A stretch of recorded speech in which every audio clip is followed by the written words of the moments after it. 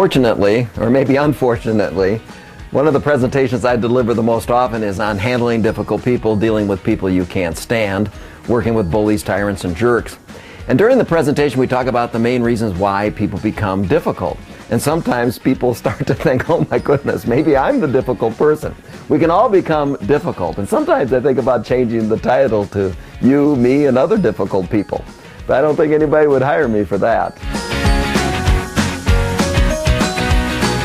So what are some words that come to mind when you think of difficult people?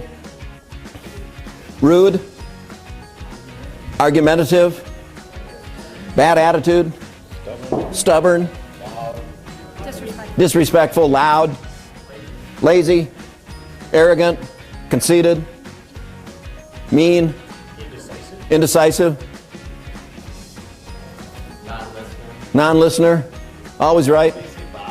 Boss? Yeah, we can say boss. We're not going to name names, but we can say boss, sure.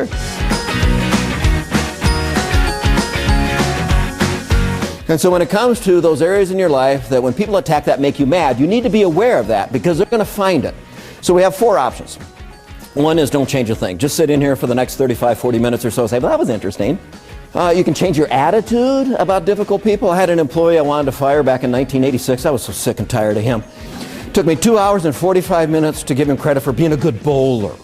And once I gave him credit for being a good bowler, and then I saw he's hardworking. You know, he always shows up. I wish he wouldn't, but he always shows up. Clever, a little too clever. That's why I wanted to fire him, but I did not fire him. I said, what are you up to these days? And he says, I'm still out at the shop. I said, well, good for you. That's great. I wanted to fire him in 86. Still out there. Why? Because he's valuable. I just didn't like him. I still don't like him, but that was no reason to fire him. It only takes 27 consecutive repetitions of a new behavior to form a new communication pattern. So you might be saying, Corey, that's the 27th time you've interrupted me. I welcome your feedback when I'm through. Now some people say to me, 27 consecutive repetitions. I only see this person once a week. It'll take 6 months. And I say, you know what? You're right. It will take you 6 months. But if it was me, I'd figure out a way to bump into them every hour on the hour and have it done by Thursday noon. Next on that list is repeat to yourself, this is a game. Not out loud, okay? In here, okay? Otherwise, they are going to become difficult. During the presentation, we identify the top 10 difficult people we've run into, and I ask them to identify in their personal and professional lives people that behave that way. So they're prepared when they get back to work or when they get back into their social network of how to respond rather than react.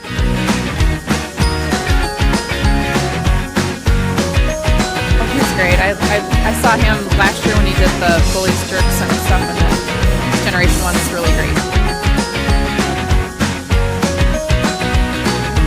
1 in 5 people are considered difficult, so wherever you go, there'll probably be one. So 1, 2, 3, 4. Yeah. Who is it? Who is it? I don't know. You, me, and other difficult people. Steve's hiding in the back. Yeah, there's a reason that Steve's not out here. He was too difficult to have on here. But no, thank you so much. I really appreciate it. Great working with you today. Absolutely. At the very end of the presentation, I offer a long list, 50 strategies to deal with the truly ruthless, the impossible people in our lives.